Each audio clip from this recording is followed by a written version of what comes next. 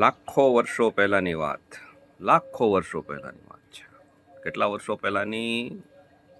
લાખો વર્ષો પહેલાંની. કે જ્યારે માણસ જંગલી અવસ્થામાં હતો. કે જ્યારે માણસ કઈ અવસ્થામાં હતો? જંગલી અવસ્થામાં.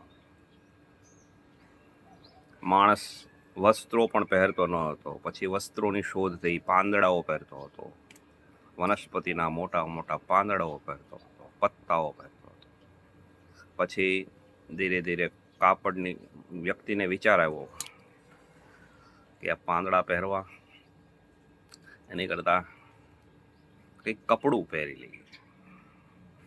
એટલે કાપડની શોધ થઈ. કાપડની શોધ કઈ રીતે થઈ? કપાસમાંથી થઈ. કપાસમાંથી માણસને વિચાર આવ્યો કે આ રૂ છે, આનું કંઈ બની શકે. રેશાઓમાંથી પણ કાપડની શોધ થઈ. રેશમમાંથી પણ કાપડની શોધ થઈ. અલગ અલગ રીતે કાપડની શોધ થઈ માણસના વિચારમાંથી.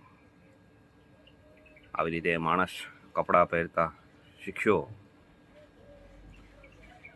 માનવ સંસ્કૃતિ જે છે એમાં જે વિકાસ થયો માનવ સંસ્કૃતિનો, એમાં કાપડની શોધ, કપડાં પહેરવાની શોધ, રિસર્ચ.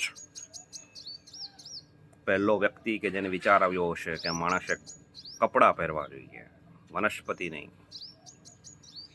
એ બહુ મહાન વૈજ્ઞાનિક હશે. પછી ધીરે ધીરે માણસ પહેલા શિકાર કરીને ખાતો હતો, કાચું માંસ ખાતો હતો.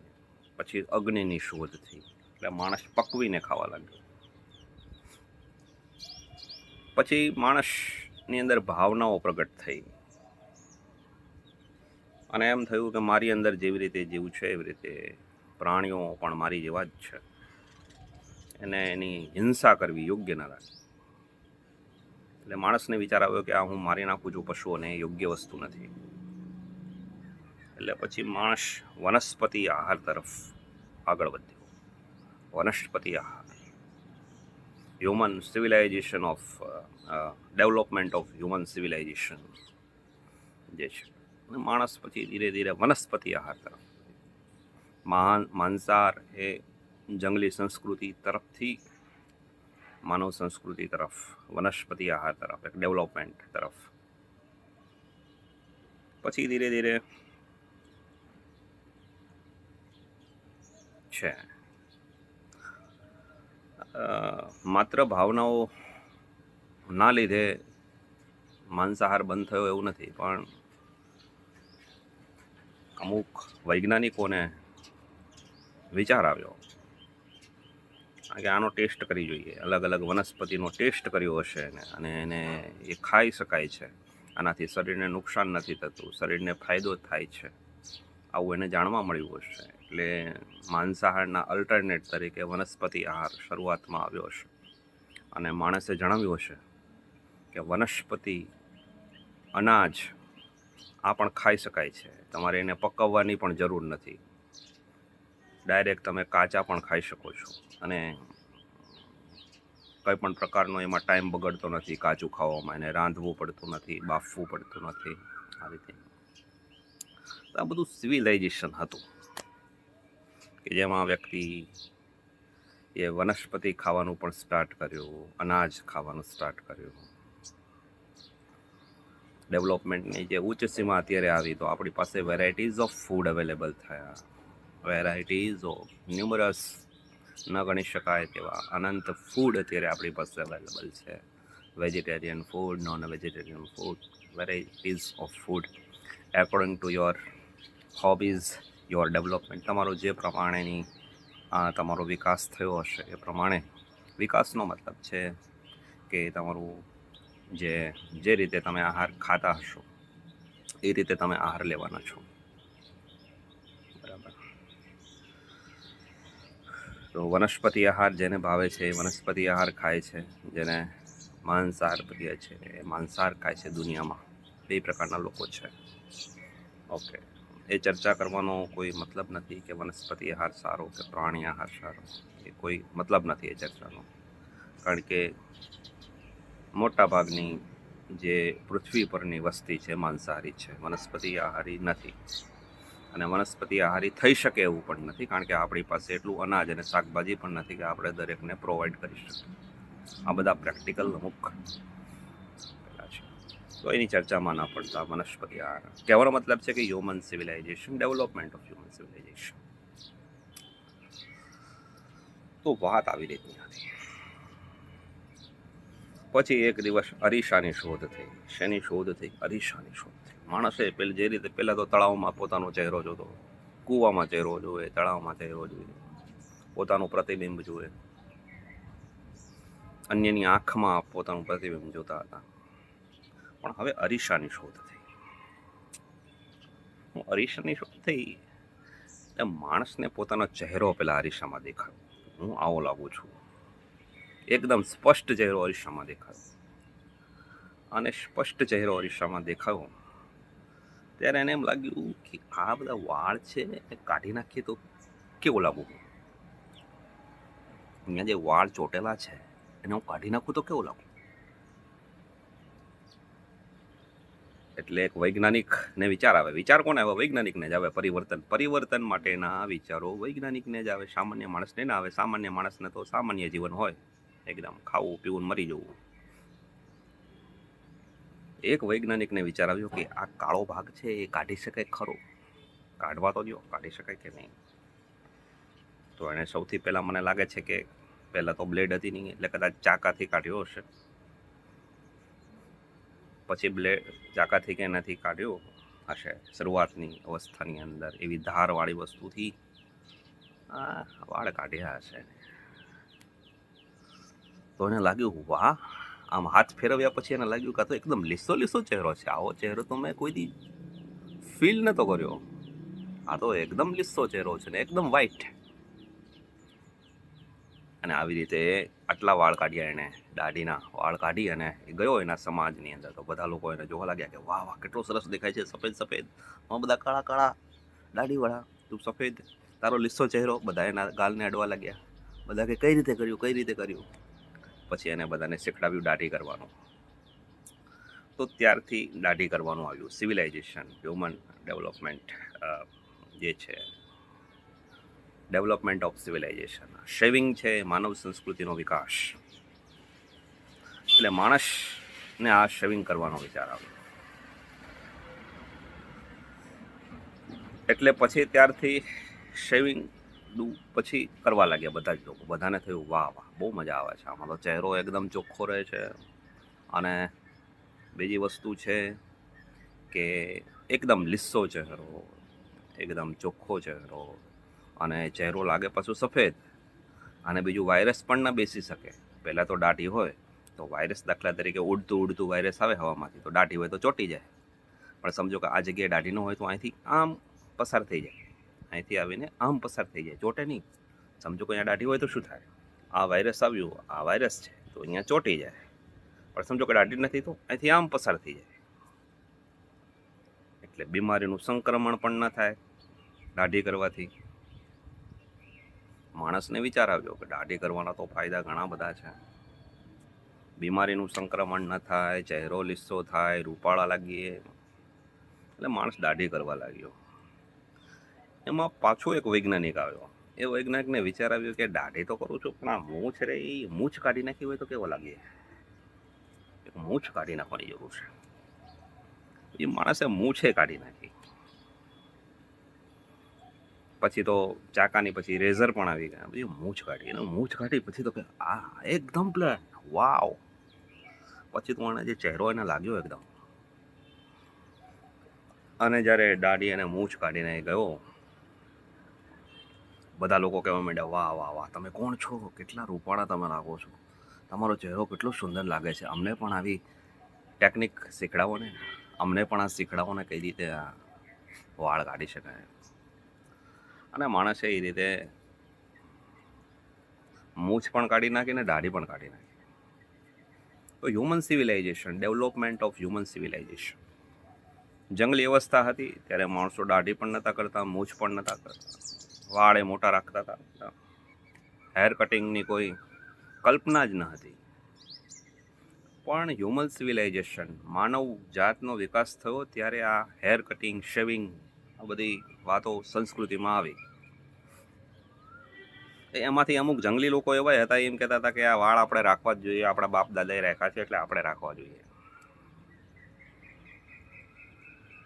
અમુક લોકોએ વિરોધ પણ કર્યો, અમુક લોકો એની સાથે ઝઘડ્યા પણ ખરા કે આ તો તે ખોટું કર્યું, પરંપરાની વિરુદ્ધ કર્યું છે. પહેલાં કીધું કે પણ મને ગમે, આ ચહેરો તો સરસ લાગે છે, આપણી પરંપરાઓ તો જે હતી એમાં તો મજા નથી આવતી, બધી પરસેવો લાગતો હતો, ગરમી થતી હતી, ચહેરો એકદમ દાઢીના લીધે એવું થતું હતું કે સફેદ દાઢી હોય તો દેખાઈ જતી હતી. એ વખતે તો હેર ડાયની કોઈ કલ્પના પણ નથી. અત્યારે તો કલર આવી ગયા, પહેલાં તો કલરે નહોતા, એટલે કે દાઢીમાં સફેદ વાળે દેખાતા હતા. માણસ બૂઢો લાગતો હતો, ઉંમર વધારે દેખાતી હતી, બૂઢો લાગતો હતો, સફેદ વાળ દેખાતા હતા, ચહેરા સ્વચ્છ નહોતો લાગતો, લીસો ચહેરો નહોતો લાગતો, રૂપાળો ચહેરો નહોતો લાગતો, કાળો ચહેરો લાગતો હતો, કાં તો ધોળો ચહેરો લાગે. ધોળી દાઢી હોય તો ધોળો ચહેરો અને કાળી દાઢી હોય તો કાળો ચહેરો લાગતો હતો. એટલે એણે સમજાવ્યું કે આ બધું બરાબર છે, પણ મારે આવી બધી ખોટી પરંપરાઓ માનવી નથી. એટલે જંગલી લોકોમાં પણ આવા બધા વિરોધ થયો ખરો, પણ એણે પરંપરાને એમ કીધું કે નહીં, હું વિજ્ઞાનના યુગમાં જીવું છું, હું વૈજ્ઞાનિક છું, અને એટલા માટે જે વિજ્ઞાન કહે એ પ્રમાણે હું કરીશ. અને એ પ્રમાણે વિજ્ઞાન કહે એ પ્રમાણે પછી એણે કર્યું. અને એ રીતે દાઢી અને મૂછ બંને દુનિયામાંથી ખતમ થઈ ગયા. અને જેટલા દુનિયાના બધા જ લોકોમાં મોટા ભાગના લોકોએ આ વિચારને અપનાવી લીધો. Development of human civilisation. ચહેરો સ્વચ્છ રહે, ચહેરો એકદમ કાળો ના દેખાય, બીમારીનું સંક્રમણ ન થાય, વાળમાં વાયરસ ના ચોટે, અને જંગલી આપણે ન દેખાઈએ, પછાત ન દેખાઈએ. આ રીતની એક અવસ્થા હ્યુમન ડેવલપમેન્ટ અથવા તો ડેવલપમેન્ટ ઓફ હ્યુમન સિવિલાઇઝેશન, માનવ સંસ્કૃતિનો વિકાસ થયો. અને દાઢીને મૂછ ગઈ સરસ રીતે, અને દાઢીને મૂછ ગઈ. કેટલા લોકોના ધંધાઓ મળ્યા. સલૂનમાં જાઓ, દાઢીને મૂછ કપાઈ નાખો. કેટલા બધા લોકોને પહેલાં હતા જ નહીં, સલૂન જ નહોતા પહેલાં, કારણ કે પહેલાં કોઈ દાઢીને મૂછ અને વાળ કપાવતું જ નહોતું, સલૂનની જરૂર જ નથી. સલૂન આવ્યું એ કઈ રીતે આવ્યું? માનવ જાતિનો વિકાસ. સલૂન એટલે માનવ જાતિનો વિકાસ થયો. માણસે વાળ કપાવવાનું શરૂ કર્યું, દાઢી કરવાનું શરૂ કર્યું, મૂછ કાપવાનું શરૂ કર્યું. એટલે હ્યુમન ડેવલપમેન્ટ આ જે છે વસ્તુની બાબત છે હ્યુમન ડેવલપમેન્ટની. એટલે આ બધી વાર્તા છે મસ્ત મજાની. આ વાર્તા અલગ અલગ ઘણી બધી શોધો થઈ, પણ અલ્ટિમેટલી જે શેવિંગની જે શોધ થઈ, વેરાયટીઝ ઓફ, એનો મતલબ એ થયો કે વેરાયટીઝ ઓફ હેર કટિંગ પણ આવ્યા, પછી વેરાયટીઝ ઓફ હેર સ્ટાઇલ આવી, અલગ અલગ પ્રકારના હેર કટિંગ કરવા, અલગ અલગ પ્રકારની હેર સ્ટાઇલ કરવી, આ પણ આવ્યું બધું. તો પછી દાઢી રાખવાવાળાઓનો પણ થોડોક વર્ગ હતો ખરો, કે જેમણે દાઢી મૂકવી ન હતી, પકડીને રાખવી હતી દાઢી. દાઢી તો અમે છોડીશું જ નહીં, આખી પૃથ્વીનો પ્રલય થઈ જાય પણ દાઢી તો રાખશું, આવો એક વર્ગ હતો. તો એમને કહ્યું કે આપણે પણ યાર દાઢીનું કંઈક કરવું જોઈએ. એમાં પણ વૈજ્ઞાનિકો પેદા થયા કે જેમણે દાઢી જે છે એની વેરાયટીઝ ઓફ દાઢીની અલગ અલગ સ્ટાઇલ રાખવા માટેની એક વૈજ્ઞાનિક એવા પેદા થયા કે જેણે એવો વિચાર આપ્યો કે દાઢીની પણ અલગ અલગ સ્ટાઇલ હોઈ શકે. અને એ રીતે દાઢીમાં પણ ડેવલપમેન્ટ આવ્યું.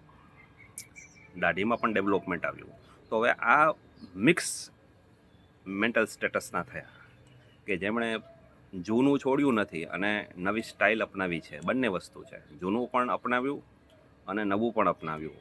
અને એ એટલે દાઢીની અંદર જે વેરાયટીઝ આવી એ. અને જેમણે દાઢીને છોડી જ દીધી એ આગળ નીકળી ગયા ડેવલપમેન્ટની દ્રષ્ટિએ. તો કહેવાનો મતલબ છે આ બધી વસ્તુઓ હતી. All those things is the development of human civilisation.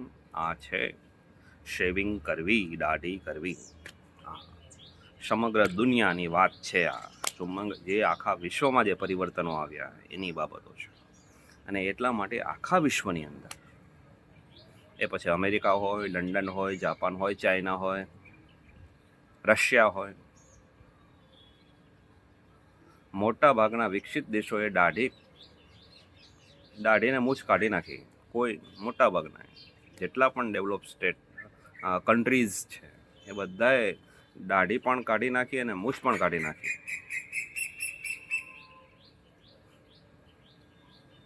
અને બાકીના જે લોકો છે કે જે લોકો ડેવલપ નથી એવા એરિયામાં, અમેરિકાના બ્રાઝિલનો એરિયા છે, આફ્રિકાનો પણ એરિયા છે, અને બીજા ભારતના પણ એરિયાઓ છે ઘણા બધા, કે જ્યાં હજી પણ લોકો જંગલમાં રહે છે. અને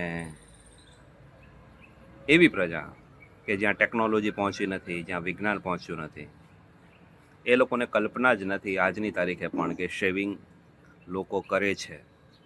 આ કલ્પના જ નથી હજી પણ. એવા એરિયા છે વિશ્વમાં કે જ્યાં સાયન્સ 1% પણ પહોંચ્યું નથી. અને એ લોકો આજની તારીખે પણ કપડાં પહેરતા નથી. આ તો પાનના વૃક્ષોના પત્તાઓ પહેરે છે, કાચું માંસ ખાય છે. આદિમાનવનું જ જીવન જીવવાવાળા જે લોકો છે એ લોકો આજની તારીખે પણ એ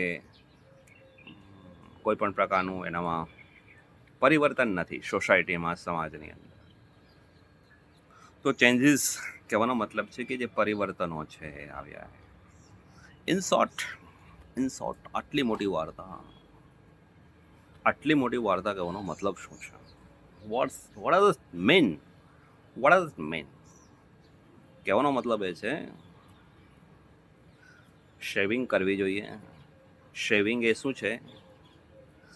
માનવ સંસ્કૃતિનો વિકાસ એટલે શેવિંગ કરવી. માનવ સંસ્કૃતિનો વિકાસ એટલે મૂછ કાઢી નાખવી અને દાઢી કાઢી નાખવી. આ માનવ સંસ્કૃતિનો વિકાસ છે. પણ ઘણા લોકોને એ મથામણ લાગે છે. ક્યાં દરરોજ શેવિંગ કરવામાં ટાઈમ લાગે, દરરોજ મૂછ કાઢવાની, શેવિંગ કરવાની ડેઈલી. ઘણા લોકોને એમાં આળસ થાય છે, ઘણા લોકોને કંટાળો આવે ડેઈલી આવું બધું કરવામાં. એટલે એમાં નથી, આપણે વધારે સેન્સિટિવ નથી રહેતા ઘણા લોકો કે આ વસ્તુ મારે કરવી જોઈએ. પણ અલ્ટિમેટલી એ કરવી જોઈએ. હ્યુમન સિવિલાઇઝેશનની જ્યારે વાત આવે, વર્લ્ડ હ્યુમન સિવિલાઇઝેશનના ડેવલપમેન્ટની વાત આવે છે, વર્લ્ડ આખી દુનિયાની જે માનવ સંસ્કૃતિ જે એક દિશામાં જે આગળ વધી રહી છે, આખું વર્લ્ડ જે એક ડિરેક્શનમાં જે આગળ વધી રહ્યું છે, એમાં શેવિંગ છે એ ડેવલપમેન્ટનું એક પરિણામ છે. It is the result of development of human civilisation. આ મગજની અંદર બરાબર સ્થિર થવું જોઈએ, બરાબર જ સ્થિર થવું જોઈએ. તો અહીંયા આજે આ વાત ચાલુ રહે, કારણ કે બોલવું એ મારો ધંધો છે. અને એટલા માટે અહીંયા મારે બંધ થઈ જવું જોઈએ. અહીંયા મારી વાણીને વિરામ આપવો જોઈએ. આવું હું જે બધા જ લોકો બોલે છે ને, હું છેલ્લે આ એક કોમન થઈ ગયું આ વાક્ય બોલવાનું. હું મારી વાણીને વિરામ આપું છું, હે ને? અચ્છા, ઓકે. પણ મને એવું બોલવું ગમતું નથી, એટલે હું એમ કહું છું હું બોલવાનું હવે બંધ કરું છું. S okay. ટાઈમ થઈ ગયો છે કોલેજ જવાનો. આપણી પાસે વધારે ટાઈમ નથી હવે. So here we stop here. Okay, bye. Thank you.